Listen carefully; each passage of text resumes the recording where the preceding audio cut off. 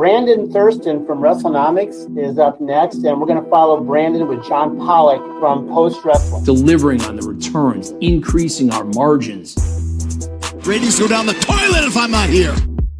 All I do is simply put the math in my favor. We agree that Brandon and John do good work. The reason is simple wrestling economics. I've been told the Netflix numbers. I've been told the metrics a little bit, probably 5 different times. I still don't get it. There were respectable wrestling journalists who needed answers. Thank you very much, members of the media. I hope you all go to hell. How about we pop a number right here, right now? Whole part of the show, man. And hello, everyone. Welcome to Pollock and Thurston for another week. It is the post-Wrestle Kingdom edition of the show. We were going to do a match-by-match rundown, but I told Brandon I think I don't know if we'll have time for a full review of the show, but we will talk about some of the high points. We had to cut that. We had to cut that down. So no match review. Wanted some of Brandon's thoughts on the Rambo, but that will have to be saved for another day. But we will be joined a little later on by Karen Peterson of Post Wrestling. She's going to be chatting with us a bit about Wrestle Kingdom and the past couple of days for New Japan and the year ahead. We have a lot of legal updates. We have several lawsuits to discuss. We have several hearings to mention. And, of course, we got charts. We've got Holiday Tour charts, courtesy of the Wrestlenomics team. I even submitted a filing this week, but which we will not talk about. Maybe later, maybe next week. Yeah, some things are confidential for the time being. It's a filing under seal, so we'll leave it at that. Yes, Netflix further entrenching themselves with WWE. Folks, you got to be. You got to do like mix and match. You want to watch all your historical WWE content? Well, there's a cutoff date now of September 2025 that you're going to have multiple streaming services to go back to the WWE library. You want to watch the Survivor Series from last November? You go to ESPN. You want to watch Survivor Series from 5 years ago? You got to go to Netflix now in the U.S. So I like it's more options, more platforms for me to engage with and to distribute my watch time upon. It's no longer the old days of the WWE Network, brought to you by MLB AM. I get to be on the ESPN platform. Maybe I get it for free if I'm on the right distributor and on the right tier within that distributor, and then I can also consume more content on Netflix, as well as Tubi if I want to watch Evolve. I can also check out the Vault, the WWE Vault, a great YouTube channel on YouTube. And I also have to be a cable subscriber to get SmackDown on USA Network, and I might need cable or an antenna to get NXT. I look forward to the Motor City Machine Guns doing a vignette on SmackDown explaining that and all the different places you have to go with. All I want to know is, if I am an American, where's my goddamn Smoky Mountain Wrestling? Where is it? Where's my Smoky Mountain Wrestling YouTube channel? Is there a Smoky Mountain Vault YouTube channel? I don't think that's. I haven't seen it pop up on Netflix yet. No non-WWE content to me has shown up on Netflix yet. But I'm sure we are going to get the whole history of New Jack and all the deep-rooted rivalries that were presented by Jim Cornette with the financial assistance of Rick Rubin. Well, as I always tell people, you just wait until, we've only got, when did that stuff happen? In the 90s? That's content that's 30 years old. So I think everything enters the public domain at 100 years. So there's only like 70 more years to go. And you won't have to, listen to the stock music that they've inserted over natural born killers. You just wait 70 more years and all that will be public and free for everybody, just as Mickey Mouse is now or something. Some old Mickey Mouse cartoons, right? It's exactly how Smoky Mountain. That was the long-term game they were playing. Just wait it out for the first 100, and then it'll be the world's gift will be coming to you. Mm-hmm. It looks like Paramount is not going to be gifted anything from the Warner Brothers shareholders. It looks like, when you're you're trying to ask out the girl to the prom, and she says no, and then you give her gifts. You really at a certain point, you got to contact the authorities that this is getting a little obsessive, a little stalkerish.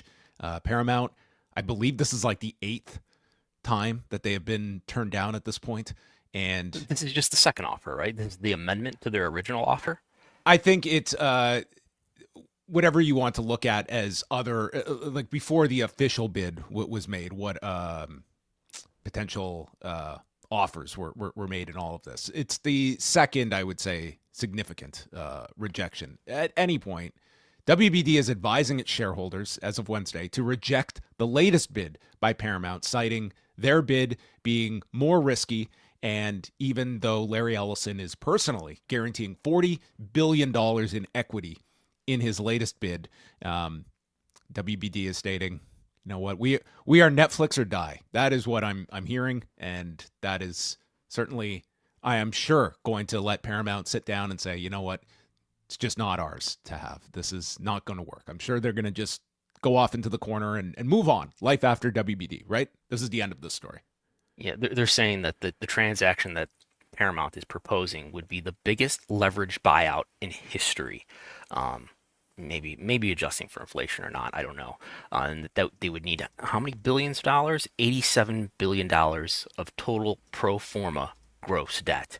We'll need Mark Shapiro to explain to us exactly what that means. But I was thinking, does Larry Ellison even have, what is it again? It's on the screen. $87 billion. And his net worth, according to Google, if you just Google Larry Ellison net worth, he's got about $240 billion in net worth. You might have to move some things around to get that kind of liquidity, though. Yeah, from afar, I enjoy someone that's got like that level of worth attached to them, and there's something they can't get. I think that is, something aspirational for the common man out there, that even Larry Ellison can't get everything he wants. So there's that aspect to this entire game that will continue, but it does feel. So I do have a question though about this. Okay.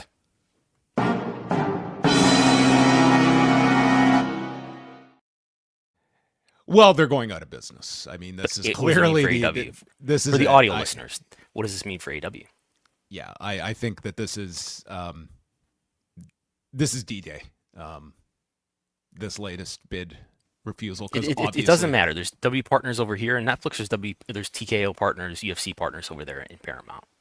Yeah, I mean, is it a coincidence that Netflix just struck this library deal with WWE and they're about to acquire WBD? I think that Netflix is clearly, they are a northern-based operation when it comes to professional wrestling. Okay, they are loyal to Stamford, Connecticut, and Jacksonville.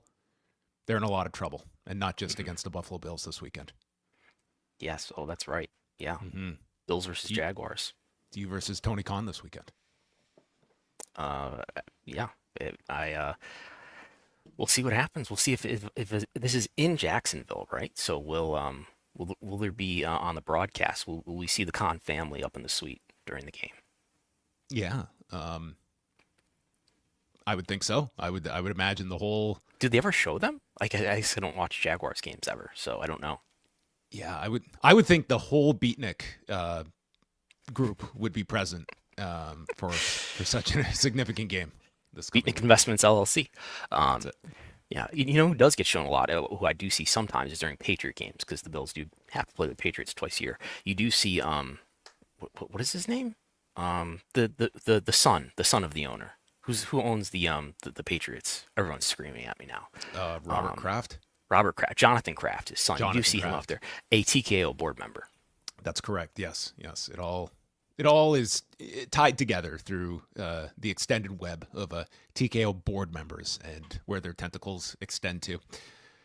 So Wrestle Kingdom. The super chats are just flowing in. Should we?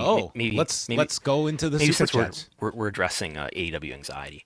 We can address this question here. Do you want to read it? AEW ratings and attendance down, but pay-per-views do same number every month within 20,000 range. High 145,000, low 125. Isn't this mathematically impossible? No. For two independent values to be unaffected by each other, it's. I can see why there would be skepticism, but yes, it is mathematically possible. It's like I don't work out, but I'm a great hockey player in my rec league on Sundays. Mm-hmm. It's like it doesn't necessarily make sense, but it can be done.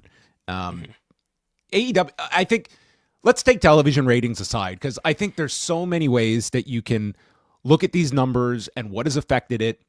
Where are these numbers coming from? The television numbers. Well, the pay-per-view numbers are coming from the Observer. The pay-per-view numbers are largely coming from the Observer. So that is what we are going upon. But television numbers, like if you want to tell a story about, their television it's not compelling people, they're not growing, you can tell that story. You can also look at all of the outside effects of numbers and its streaming. Attendance is one that I think we can take at least a cleaner picture of. And I think that is very clear that this year, if it's not flat, it is, their numbers for weekly television, it is, nothing spectacular generally for most of these shows, unless it's a really special show. But the pay-per-views are clearly like the A content that this company produces, whether you want to look at attendance, whether you want to go by what the Observer is reporting with the number of buys that it is holding up to. I think you can look at there has at least been a shift that you can make the argument that if in a previous era when there were less pay-per-views, people were at least watching Dynamite week to week. I think now you probably have a decent percentage of fans that are maybe not watching all the television, but they're still watching the pay-per-views every month. And that might be the extent of their AEW consumption. But the pay-per-views are still seen as the must-see shows for AEW. And the television is going to be more dependent on, what is like going to buy a ticket to a show or even tuning in to watch a show. Like, do you see that as reasonable theory, or do you think I'm out to lunch here? I mean, I wish we had some better transparency and insight into what the pay-per-view numbers are. We have Dave's numbers that he gets and estimates and determines however he does. You can tell yourself an economic story about how that's possible. It's your most hardcore product that people are paying up an upcharge of $50 for, or whatever it is in their territory. And that's your most hardcore fans that are going to drop $50 for your product like that. So maybe they're the ones who are hardest to turn away. They have the highest demand, so they're the ones who are sticking with it the longest. Yeah, and I think that it's you can certainly look at the addition of more pay-per-views and what impact that has had. I think it is to me, live attendance is still what it is. The idea of AEW is coming to town.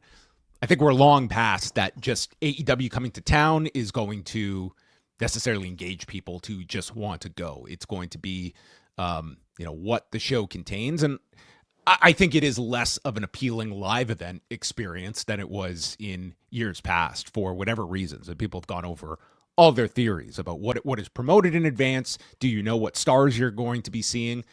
Or just boiling it down to, is it a hot product? I'm not going to argue that AEW, it is not a hot product at the moment. I don't think it's as cold as it was maybe a year ago. It's somewhere in between, but it's like that's sort of where I see AEW as if we're looking for these popularity metrics and where it stands.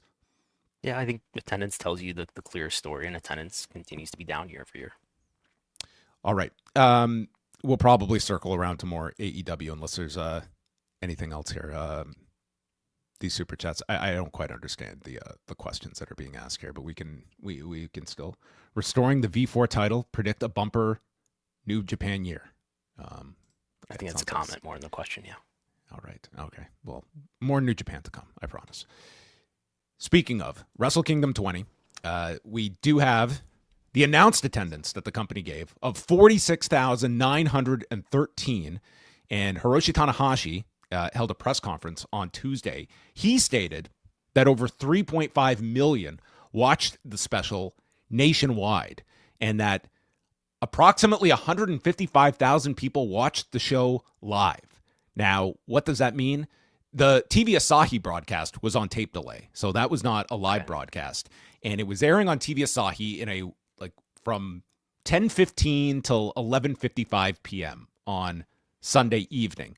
Now, my understanding is that there was also a separate broadcast that was this 4-hour broadcast. I'm understanding this to be that this is this hour and 40-minute window had 3.5 million viewers. I'm going by Hiroshi Tanahashi here. But the 155... Did he reveal to us the New Japan World subscriber number? Is that what he's saying that is? That just assuming like every subscriber or the subscribers that we're watching? 155,000 would include... would include the live attendance. And then if you make up the difference there, that would give you roughly 109,000 subscribers to New Japan World that I cannot imagine. I could buy that 109,000 are the number of subscribers. Yeah. I could not believe that every subscriber was watching live. Probably not. Because we have not gotten a New Japan World number in years. Yeah, and I think it maybe topped out at around 100,000. So that was a Hiroshi Tanahashi. But overall, this was a ultra successful event for New Japan. It sold out the initial configuration for the Tokyo Dome, which what a history of Tokyo Dome attendances that we have. I don't wish anyone to have to go back and decipher the attendances that like we had a whole generation that grew up with the ability to believe that 60,000 people could fit in this Tokyo Dome. Inoki put I think 70 in there supposedly. You know what? When it comes to Inoki, you can create wings of a stadium in your mind's eye and fill them as well. But generally, this would be believed to be the biggest one-night New Japan card, going back to Inoki's retirement in April of 1998. And when the Wrestle Kingdom branding was introduced in 2007, this would certainly be the most successful. Now, it's worth noting, 2020, they had two nights that did 40 and 30, roughly, on two successive nights. But, this had the expanded configuration, and I cannot fathom that there is going to be any time soon that this number is going to be threatened at the Tokyo Dome. So what I've got on the screen here for people watching in video is every Wrestle Kingdom going back to 2015, which is when we believe New Japan started to report more honest numbers. I don't know what exactly this is in terms of, is it tickets distributed? It's probably not tickets sold. Anyway, we believe around May 2015, I think they start to be more honest with their attendances that they put on the website. And this is, easily the biggest attendance for a single night. But if you stack that 2020 year, of course, that goes to over 70,000.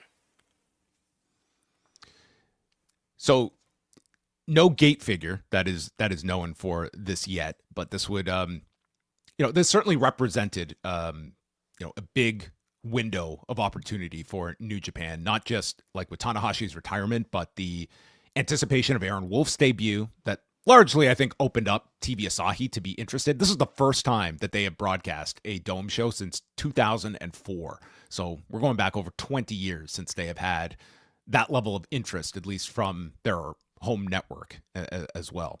Did you catch any of Wrestle Kingdom? I did not. No. Well, there was a retirement. I heard. There was no Shinsuke Nakamura, but he was represented in armband form. Right. No, wrestling politics. They get in the way. All right, we'll talk more about this with Karen. Let's talk a little bit about the WWE Holiday Tour that just went down. This ran from December 26th until January 4th, and you and Jason did a breakdown of the attendance figures for all of the shows. And what did you find? Because this is basically the only domestic house show tour of the year now for WWE, other than like the odd live event that might pop up. But generally, their house shows are international and the Holiday Tour. Right. I think as far as domestic tours, and I think we wrote it in here, as far as domestic house shows, this accounted for most, and I know this flowed into the current year, but just taking the 2025 ones towards the end of December, this was most of the domestic, that is US or Canada, house shows for the year for WWE.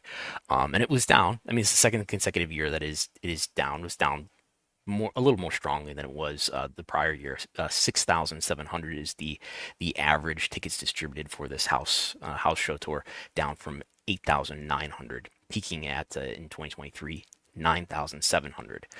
However, we did have Fightful Select putting out before we reported this that there were record gates, house show record gates anyway, for Baltimore and Worcester. Worcester is how you pronounce that city in Massachusetts. So presumably higher ticket prices than ever. I think, as someone said in a comment responding to this article, the Mark Shapiro special. Mark Shapiro would be happy if it was like the Apex and you had 10 people there that were billionaires buying tickets. It's like paying $1 million each. Yes. Obviously, like that is an aspect that we have to look at with these ticket numbers. And even if they are down, like, what is the value of these lower numbers? But I think it can still tell you, like, it illustrates a story, though, that even like we know about what they are aggressively, pricing these tickets at, but what is the effect that is having overall? It's that you are appealing to less people at these prices. And even if it is more profitable to run at these, at these ticket prices, like, it is still leaving people that are reaching a breaking point that would be going to these shows otherwise that are not coming back. And is this indicative of popularity? I don't necessarily say that, because I think there's probably a good amount of people that are not going to these shows, not because of a lack of interest, but because of a lack of funds to be able to afford to go to a WWE show that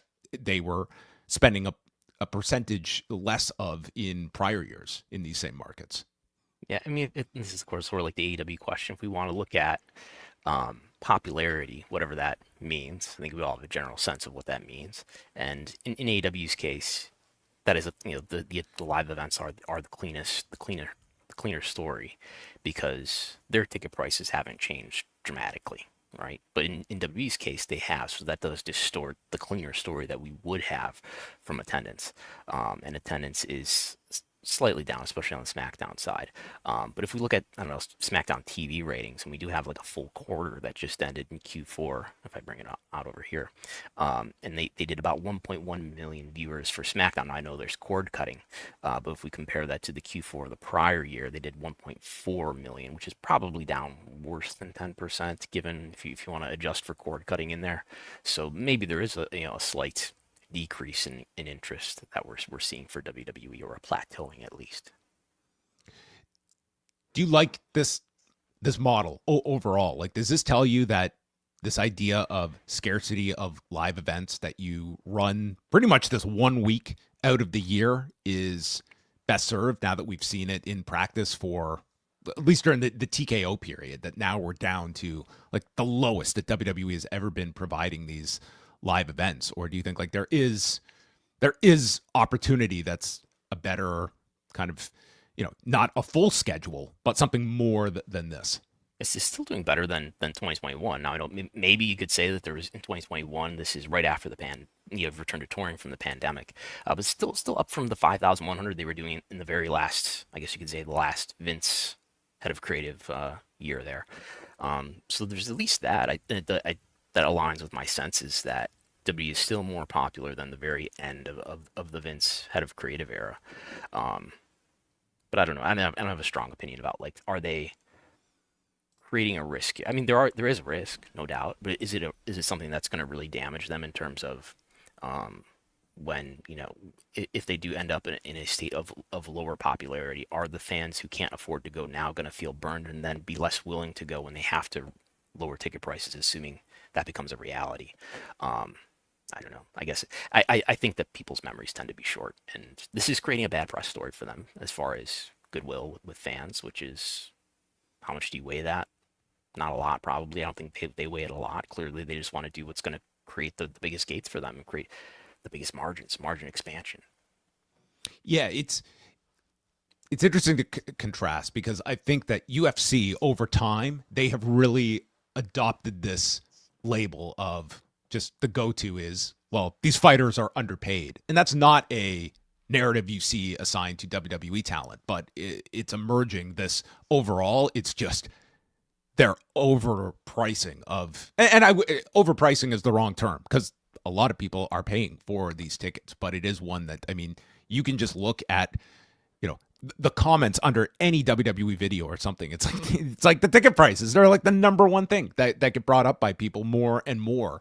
And it's becoming like a it's a feature, not a bug for this company, but it is one that is certainly been attached to this TKO era that they are, pricing these out. And the counter argument is that if they were selling out these shows immediately, like how much is that going onto the secondary market that were charging that much more and pocketing that?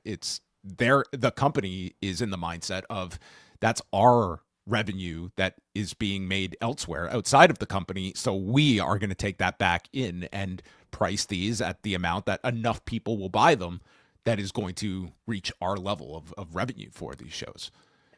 One thing that's also on the increase in terms of spending is we've got an inordinate number of super chats that are coming in. I'm sure we'll get to them. I do want to mention too just how much house shows are gone. I mean, it'll be no surprise to anybody, but just to quantify it, for the year of 2025 is now complete, and I could find in Cage Match 25 WWE main roster house shows. Of course, this doesn't include things they're doing with NXT, but 25 main roster house shows. That includes the international. So in terms of US Canada, they did 9. I mean, in the year of 2020, where most of the year was wiped out because of COVID, they did 19 house shows in the US, Canada. That's alone. basically like 9 weeks of house shows that they condensed into 2020 before the pandemic, and they pretty much were almost equal to what they did all year, internationally as well. What we've got on the screen here for people watching the video is the count of main roster house shows going back to 2010. And again, for 2025, it's 25 house shows. This timeline peaks with 255 house shows, not including Raw, SmackDown pay-per-views, just house shows, 255 in 2017. Yeah, like you're going back like the early 2010s. Like it was not uncommon that you were seeing guys generally doing 200 plus matches a year at the high end. And today, I mean, it's so different at this point. And it's very hard to justify, should these wrestlers be doing 200 matches a year? Like there was certainly a level that this was not a live event business anymore, but that was sort of ingrained as like, this is what we do. We tour every weekend and we go across the country and we hit all these markets multiple times per year. And I think like you're seeing the extreme adjustment at this point. But, outside of the odd comment, like you heard from Cody Rhodes recently with John Cena, like you don't see too many talent that are upset about this. Like they're making the exact same amount of money, if not more. They're home a lot more. They have, probably a much better work-life balance than ever before. To be a WWE performer, it's not like you have to give up your family life or not have days off. So I think, it was a big change, but I don't think the talent is complaining. And, there is obviously, there's markets you're not going to hit, and there's people that are not going to be attending WWE shows. They will only experience it through watching on television, but that's the change. And this is like much more of like a media rights based company than it is going city to city. Yeah. I think it probably avoids more injuries than it creates. I know there's a theory, there's like an Arn Anderson theory that wrestling less creates fewer calluses, or, I mean, I get the idea that when you don't bump for a long time and then you do bump, you're going to be more sore than otherwise. But it just, there is another risk to in fewer reps, and does that hurt and impede the development of wrestlers? But it's probably resulting in fewer injuries than it would otherwise. I do see one long-term issue in that wrestlers of today, I don't know what they're going to have to romanticize 10, 20 years from now when they're unable to talk about how they're on the road for 300 days a week. They'll reminisce about, their views on TikTok, when they broke the internet. That's true. Those will be the shoot interviews of 2050 and beyond. When Twitter was still called Twitter. Yeah, back in the day. Netflix has landed the U.S. rights to the WWE library, this being the move from Peacock over to Netflix. People had started to see events populating beginning last Thursday. So, again, this is a U.S. deal that will see WWE's library pre-September 2025. So they will have access. In theory, you would assume this gives them the rights to all WWE's library, although all that they are uploading right now are past WWE events. Like, we're not seeing WCW or ECW, and that's I think it's just going to mirror what a lot of international fans have already had for the last year, which is all the past pay-per-views, and then the TV is kind of scattered throughout the years. It's like you have the whole Raw library for the last like 3 years, but then beyond that, it's sort of scattered year by year of what episodes are in there. And I imagine we're just going to see the continued like non-WWE libraries will be sectioned off for YouTube, or with due respect to Smoky Mountain Wrestling.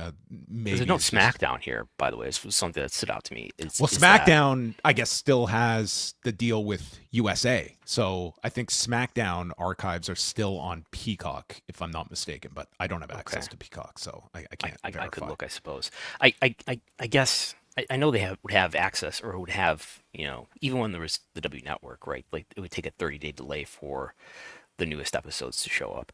But I suppose that makes sense that those might be staying on Peacock. And it's a multi-year deal. No financials revealed in this. What was the deal that they had with Peacock? That it was a 5-year deal in 2021, and I'm trying to remember the value of that deal. But that also came with $200 million a year for PLEs in the library. Yeah, but that of course included all the PLEs as well. This is just a library deal. So there you have it, folks. So Netflix, ESPN, USA Network, CW. You just have to have all this stuff. You got to be equipped. You got to have Tubi, whatever is necessary to be a WWE consumer. New Japan. One-stop shop. You can sign up for New Japan World, and you'll get pretty much everything, unless they want to gouge you for a specialty show every now and then. But Wrestle Kingdom coming with your subscription, and that was everyone's focus this past Sunday. And we welcome in Karen Peterson from Post Wrestling herself, who is joining us to chat about this these past couple of days. Karen, how are you? I'm very well. How's everyone doing? Well, we are doing well, as well as New Japan appears to have done this past Sunday with quite a big show. It was a very important show for New Japan, not just focusing on Tanahashi's farewell, but really laying the groundwork for what the post Tanahashi era is going to look like for this company. In terms of meeting both of those objectives, how do you feel several days removed New Japan achieved on those fronts of the Tanahashi send-off, but also setting up their 2026 and beyond? I'm cautiously optimistic at this point. I was a little 50-50 the day of Wrestle Kingdom. However, after New Year's Dash and everything that went down on there, it kind of gave me a more complete picture of what we can expect to look for. With the promotion for Wrestle Kingdom itself in Japan, it was being promoted not only as Tanahashi's retirement match, but they full leaned into that Aaron Wolf golden medalist Olympic hero narrative that they've really wanted to draw in a lot of casual or non-viewers, because when the Olympics come around, or when the World Cup or any other big sporting event comes around, the Japanese people just love sports so much. They were like, oh, we've got a gold medalist. Oh, he's gonna continue doing something related to the sport he was in. I believe that pulled in a lot of the viewership, especially with as much promotion as they had done since they had signed him over the summertime. And so what this led to with the arrival of Aaron Wolf was they got a slot on TV-Asahi, which is their home broadcaster. And so they had a Sunday night slot for an hour and 40 minutes. And now my understanding is there was also another 4-hour window. How is this Correct. covered in Japan? To the best of your knowledge, I know you're not in Japan. Well, I pulled up. They still do TV guides on the Japanese broadcast websites, which makes everything so wonderful. And you can actually go back in time to see previous schedules. So the 1 hour 40-minute program was broadcast in the evening from 10:15 p.m. till 11:55, I believe. Mm-hmm. That was a condensed hour and 40-minute program, highlighting mainly the top 3 matches on the card and the retirement ceremony. Right. However, they have a secondary channel that's like a digital broadcast channel, kind of like YouTube, but how most news channels or TV channels now have their own subscription service. And from 4 p.m. to 8 p.m., they broadcast the entire main card. on a separate channel that was available domestically. So the numbers that were listed, that 3.5 million, I'm curious to know, because it was kind of vague as to if it was specifically just for that one special, or if that included the numbers from that separate channel for the entire broadcast of the show. Because this time of year in Japan, usually between around Christmas up until the 4th, or whenever the end of the New Year's holiday weekend is, there's nothing but special programming on TV. Every sport has something special, like so something like this, where they had the Tanahashi retirement special itself, that was edited down from the original programming, but it was all other special programming on multiple different broadcast channels. Yeah. And so what is New Japan's current TV distribution? They're on TV-Asahi. But the tricky part is that they also own Stardom, but Stardom is on a different broadcast channel. Like I think their contract is on a different, I want to say it's either on Samurai TV or Nitele, like one of the other competing companies. So I don't know at what point if they're going to actually bring Stardom over, but it also makes me wonder why that Stardom may have not been included in that. I don't know if it was included in that 4-hour special, or not the 4-hour special, sorry, the 1 hour, 40-minute special. And do you know what kind of time slot they have on TV-Asahi? And that's like a broadcast network that people with TVs, if you've got a TV, you have access to it. Yeah. With the digital, their secondary channel, I think you have to either have a subscription or you have to use your mobile phone to sign up for it. Again, I live outside of the country now, and back when I lived there, we didn't have digital. It was satellite or expanded cable. So I wouldn't be able to say one way or another, but one of the big things that they were hyping about that TV special was that it was the first time in 22 years that New Japan was or that wrestling was being broadcast on this channel. Yeah, it certainly was a story that cut through in a major way, and it exceeded my expectations. I knew the Tanahashi retirement was going to be big. I certainly didn't forecast it being like this level, that it was going to just really grab interest. And whether it was attached or not, we also saw Stardom drew a really strong number at Sumo Hall several days earlier. Noah did a really good number for its New Year card as well. And of course, the trickle down effect was New Year Dash was its most attended dash since 2020. So it seemed that, yes, this was a big New Japan peak for several years, but you also saw other companies draw really well this year, both closing the year and then opening the year in Noah's case. Well, one of the things about that time of year, like Wrestle Kingdom week or, Wrestle Matsuri, whatever you want to call it, that's Japan's version of WrestleMania week. So especially now that with the pandemic being over and traveling being opening up and the yen being considerably weaker than, the American dollar and probably the several other currencies around the world, a lot of foreign travelers are heading into Japan for these shows. So if you're going to fly in as a wrestling fan, you're probably not going to stick to one particular promotion unless that's the only promotion you like and you want to go see other stuff. But because there's so much wrestling and it's condensed within Tokyo, which is very easy to navigate with public transportation, it makes it very convenient. And usually a lot of them are at Korakuen Hall, Tokyo Dome City. There's a whole bunch of venues in that area. So it's kind of like you want to maximize your travel dollar as much as possible. You get no sleep, but it is possible to see multiple shows. And this is also the time of year, like your WrestleMania week, where you bring in your big stars, you bring in special guests, you stack the card with as many people and as many matches, as many interesting things as possible to draw especially if you know that there are going to be more people that don't normally come into Tokyo for wrestling. You want to try to get as many people in your house as possible. In the case of Saya Kamitani, who was on the card on Sunday, losing the strong women's title to Shuri, what would you say this last month has meant for her overall appeal to the wider audience? Winning the Tokyo Sports MVP, she completed a year as World of Stardom champion, and it does feel like Stardom got a noticeable lift in 2025, and it's been off of her back. I just want some of your overall thoughts just on the health of Stardom going into this new year and where Saya Kamitani is sort of viewed outside beyond just kind of the Stardom circle of fans that were already very familiar, but I think a lot of people maybe becoming more aware of Saya Kamitani over this last 30 days or so.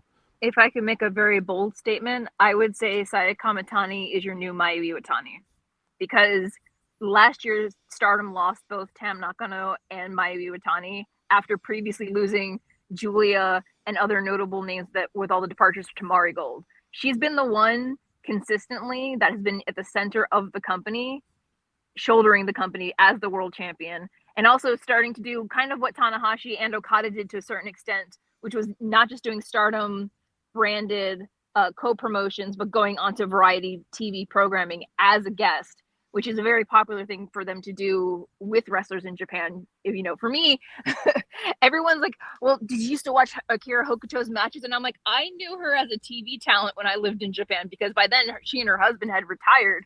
So they were working on any TV show, whether it was a quiz show, a cooking show, a travel show, they were everywhere. So with them trying to do this kind of approach with Saya and probably more wrestlers moving forward, I think, you can't not give her all the flowers, especially after the match she had with Saori Ano less than a week before her match with Shuri. Before we wrap things up, Karen, I just want to get kind of your overall sense of things, like coming out, like the retirement ceremony with Tanahashi. Like, it not just felt like the end of the Tanahashi era, but really what was kind of the last domino to fall of this, last big resurgence period of like the Okada Tanahashi era. Like, yes, Naito was there, yes, Shibata was there, but like that is now in the rear view. How would you say the forecast is now looking for New Japan? That there's a lot of interesting pieces in place, but, Tanahashi was that last big link to what many people, if they got back into New Japan over this last decade, he was, one of the, he was the consistency throughout that whole period.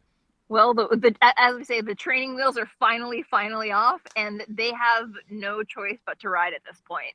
I think, crowning Tsuji as the new champion at Wrestle Kingdom, after, for those who have listened to Bruce and I drone on for the last 2 years since Tsuji's return about how they need to pull the trigger on him, I'm glad they finally did that.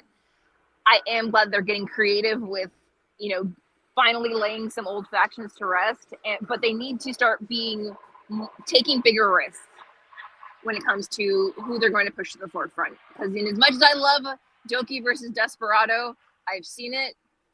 I really wanted them to make a move with Kosei Fujita, and I think they need to start looking at the guys that they've been talking up the last 2 years and actually start taking risks on them if they want to keep the momentum that they currently have going. Well, Karen, we can recommend everyone can check. Yourself and Bruce Lord did a very lengthy review of Wrestle Kingdom. It was very long. No, people enjoy it. It's up on the free feed on Post Wrestling and the YouTube channel, and you can also catch Karen on Post Pro Res with WH Park. They will be coming back within the next week, so you will get all of Karen and WH's takes on the post Wrestle Kingdom period for New Japan and heading into 2026. Thank you so much, guys. I hope you have a great day. All right. Thanks very much, Karen. Bye. So that kind of takes us out of a New Japan discussion. And now we go on over to what is always a favorite part of the show, folks. It's time to go into the one and only legal chapter of Pollock and Thurston. We have a bunch of legal stories to discuss, and where to start? I think we should we can spin the wheel and land on a judge denying WWE a motion in a lawsuit over alleged ring post injury during ring teardown. Brandon, do you want to explain this and a photo here to support the story as well? Yes. Have you ever set up a wrestling ring? Have you been around when a wrestling ring's been assembled or disassembled? I have, yes. Yes. Have you actually set one up? I have assisted in putting one up, but I wouldn't say not by yourself. Nobody does it by themselves. It's like an impossible task. Yes. Have set up and have helped set up and tear down many rings over the years. It does seem kind of dangerous. I've never seen anybody get seriously hurt. I'm sure like it's happened, but so this is a case in Connecticut State Court where after a SmackDown in March of 2024, there's a contractor agency that I apparently had workers there to help with the setup and teardown, and there's a worker named Teodoro Troche. Hopefully I'm pronouncing his name right. This is the plaintiff in this lawsuit who says that he was injured after there was debris allegedly on the floor in the Mohegan Sun Arena in Connecticut, and he says he tripped on debris and that resulted in the ring post falling on him, causing dental injuries and causing his right hand to be crushed. This is a lawsuit that started in the spring around May or June. The complicated thing here is this was at the Mohegan Sun Arena in Uncasville, Connecticut. So it's on the reservation. It's on the Mohegan Sun. It's under the Mohegan Sun Tribal Gaming Authority. So I think there definitely was some litigation over what venue would be proper. And in any case, WWE moved to have this case dismissed out of Connecticut State Court, and the judge ruled on yesterday, that no, your motion to dismiss is denied. So this case is going to move forward. So that is the latest in that story. So that will move forward. What may or may not be moving forward, Dr. Carlon Colker. He has appealed a court order to produce documents showing that Vince McMahon paid Janelle Grant's medical bills. The slowest moving non-case case that we have on a routine basis. Attorneys representing Dr. Carlon Colker and Peak Wellness are appealing a Connecticut judge's order that compelled them to produce billing statements by January 12th that showed Vince McMahon paid for Grant's medical bills. The basis of Colker's appeal has not yet been filed with the Connecticut Appellate Court, but previously, Colker's side argued that the motion overreaches the permissible scope of a bill of discovery and seeks to convert this limited pre-suit mechanism into an open-ended fishing expedition. Yes. So it's a fishing expedition, yes. Always. We don't know what his brief is going to be to this is the higher court in Connecticut. It's the same court, by the way. We've stayed in the same, we stayed in the same jurisdiction. The Grant Colker case, which is a bill of discovery, it's not a conventional lawsuit. It's just a legal action where Janelle Grant is trying to get records, trying to get her medical records, and was trying to depose Dr. Colker. She was not allowed to depose him, but the judge had ordered Colker to turn over evidence that would show that Vince McMahon paid for her medical bills, and he is resisting that. He is going to the state of Connecticut Supreme Court Appellate, the higher court in Connecticut, to look for an appeal against the judge's order here. So we'll see what happens as that plays out. But all that's there right now is just we know that this is an appeal that has happened, but we don't have any actual litigation related to this yet. And then Dana White is involved in a hearing that was scheduled for Tuesday. This is in relation to the Serkinov v. Zuffa case that is arguing that the arbitration agreements that fighters have had to sign since around 2021 violates Nevada law in terms of UFC having overwhelming monopsony power. So essentially, Serkinov is trying to get the class action waivers thrown out. And that's important because fighters that are part of the Cajun Johnson case against Zuffa, they would not be able to recoup anything if these class action waivers hold up, and they would have signed away the ability to be part of any of these class action suits. So that is what the Serkinov case is, and Dana White was scheduled for a hearing on Tuesday. And what is your understanding of this case, and what the plaintiffs are at odds with Zuffa over? So what confuses me here is that this is actually under the Johnson. Well, it's under one of the Johnson cases. There are so many cases involved in this this antitrust. There's like lawsuit. 3 cases going on right now between the Cajun Johnson case, Misha Serkinov, and then there's a Phil Davis v. Zuffa case, which are all right. They all have different aspects that they are accusing Zuffa/UFC of.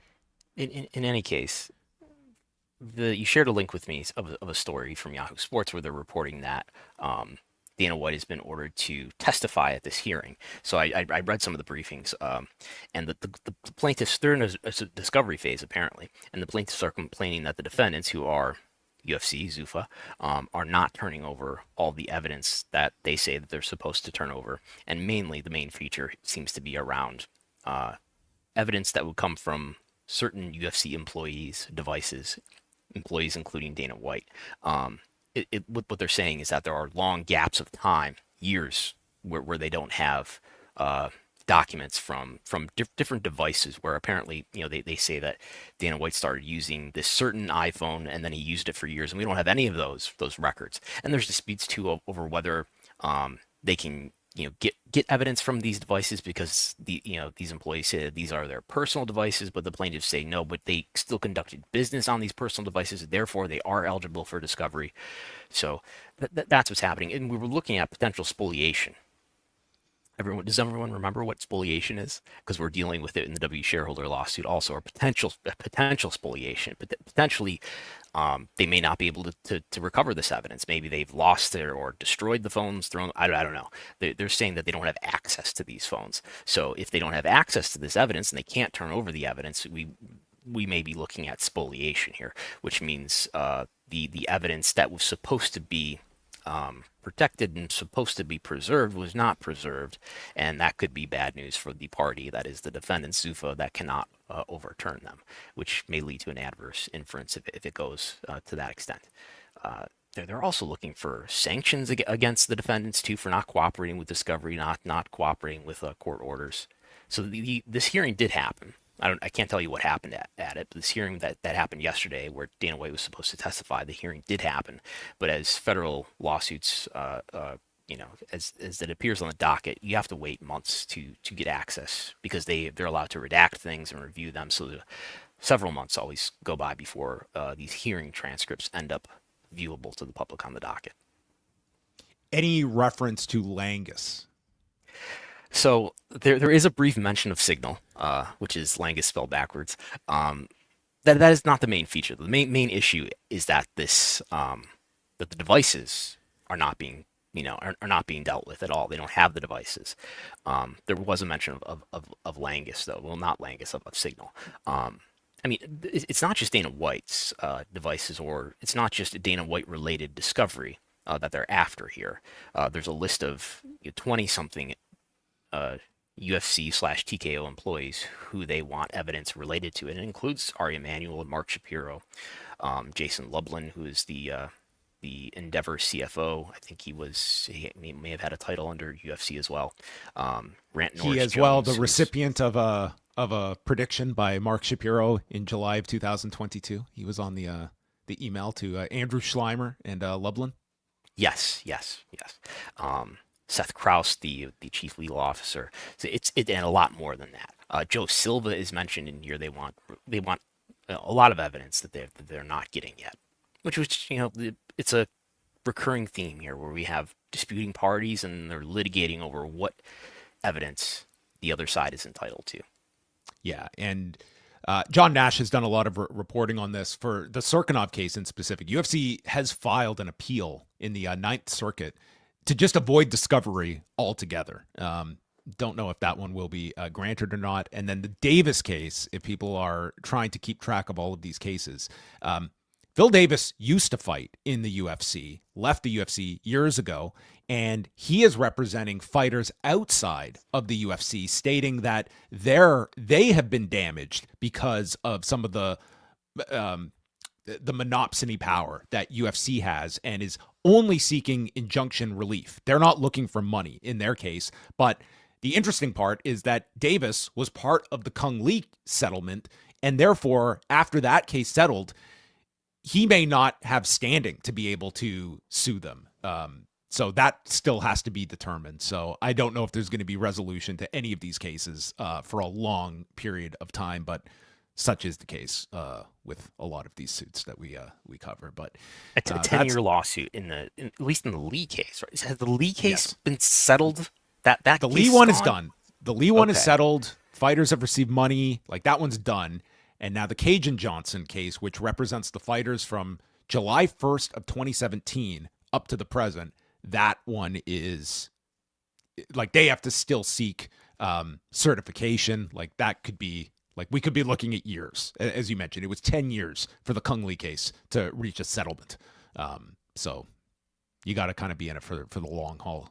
Don't forget Judge Richard Boulware, who is the judge, ordering his former high school classmate to a hearing.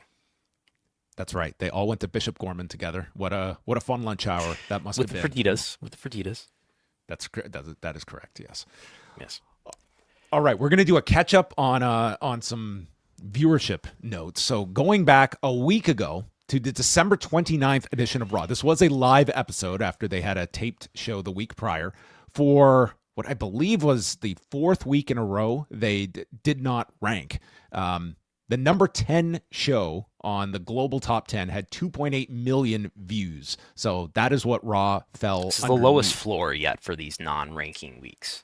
It is, yes. And it's going to be very interesting to see. Like this week's show was a really hyped up episode of Raw, but this is also the week that, you know, you had the finale of Stranger Things. You have like God knows what else that maybe crossed the hit the zenith of a Netflix engagement. But last week's Raw, it was 8th in the US, 9th in Canada. I believe those were the only countries it ranked in as well. I hate to say it, but it looks like Bolivia is falling out of WWE fandom. If that's our bellwether, Bolivia, the peak's over, folks. That's how you know. So it's been what? Let's see here. 1, 2, 3, 4, 5. 5 out of the last 6 weeks. It is not ranked globally, but the floor has been quite high. Yes. This most recent measurement we have for the 29th, it was 2.8, which is within where they've been in November, right? So it tells you it was less than 2.8 or tied it with 2.8, but still ranking in the U.S. except for the week of December 22nd. So does this mean much? I don't know. We should mention, because we have a listener who pointed out a good point about my comment about SmackDown being down. I did not take into account that Big Data Plus panel is of course affecting the TV ratings. So the difference I did calculate is it's down 24%. SmackDown is in Q4 versus the Q4 of the prior year.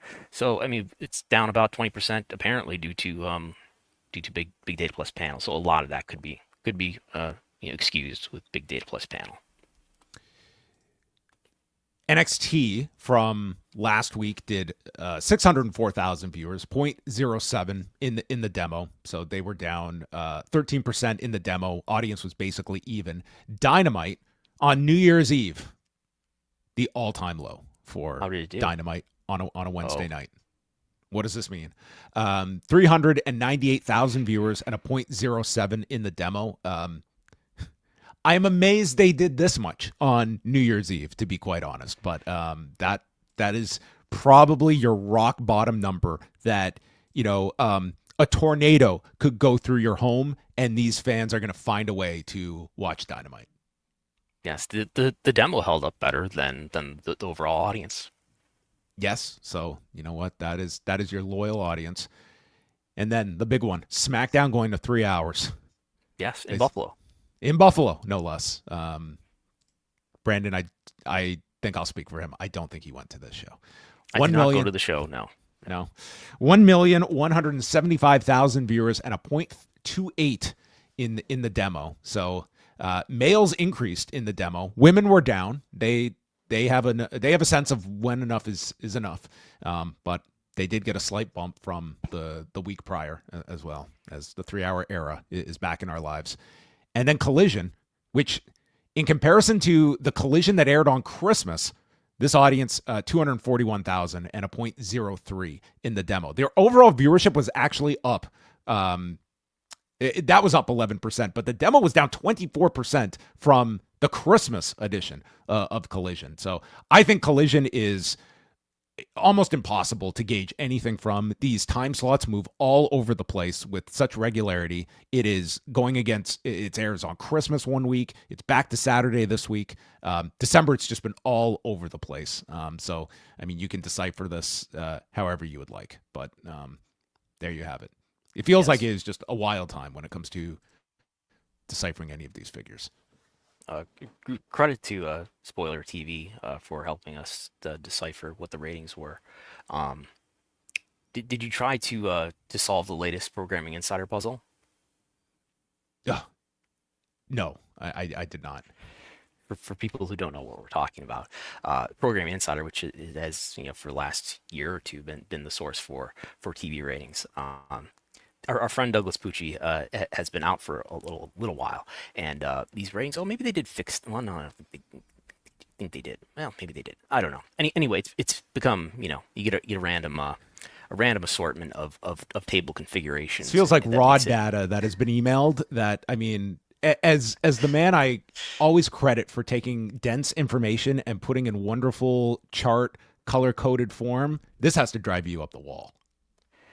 Yeah, it's difficult to read, to say the least. Yeah, like the headings don't match. Like you have to.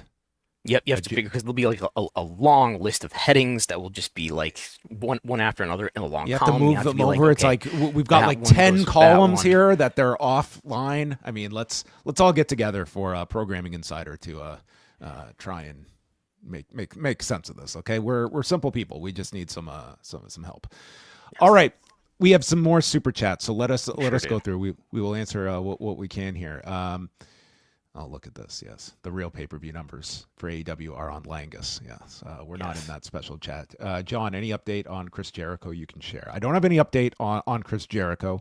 If you want to go based on what was reported, this is by Variety.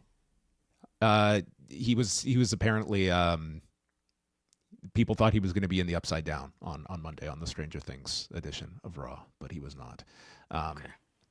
When Variety reported his contract extension, they had stated he had signed through the end of December 2025. Now, as we know, with these contracts, time can be tacked on. There can be all these different aspects. If you go with that, you would presume he is contractually free.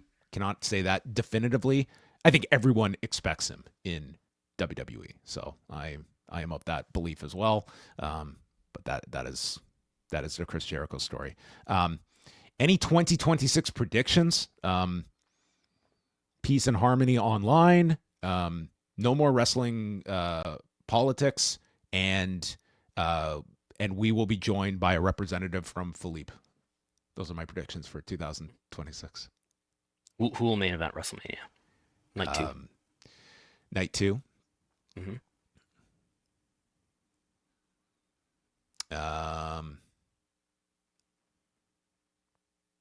Cody Rhodes and Roman Reigns. Again? Yeah. Why not? Okay. Are you going to watch Night 2 of WrestleMania? That's the question. It's a toss-up. You never know. Depends. I did not watch much of WrestleMania this past year. I think I put it on for a time. I watched most of the Rumble though. Yeah, we get the we have the Saudi Rumble coming up in just a couple of weeks as well. I've been alerted. There are at least pictures that seem real of a pop-up stadium being built for the Royal Rumble. Okay. So what they just tear it down after the show's over? I don't know. Maybe they'll leave it up for the World Cup. I did try to message. So it was going to be at the is it the King Abdullah Arena? That's where it was advertised originally. But I guess they want to accommodate a larger crowd. And I did try to message the venue and ask them where's it going to be, and they said you can go to WeBook. Basically, and if you go to WeBook, it says the event is going to be at is the King Abdullah Financial District, and if you Google that, that's what's listed on WWE's site, KAFD. Okay, well, if you Google the King Abdullah Financial District, you get like a specific Google Maps will like highlights a specific area of the city, so maybe that's where that is being built.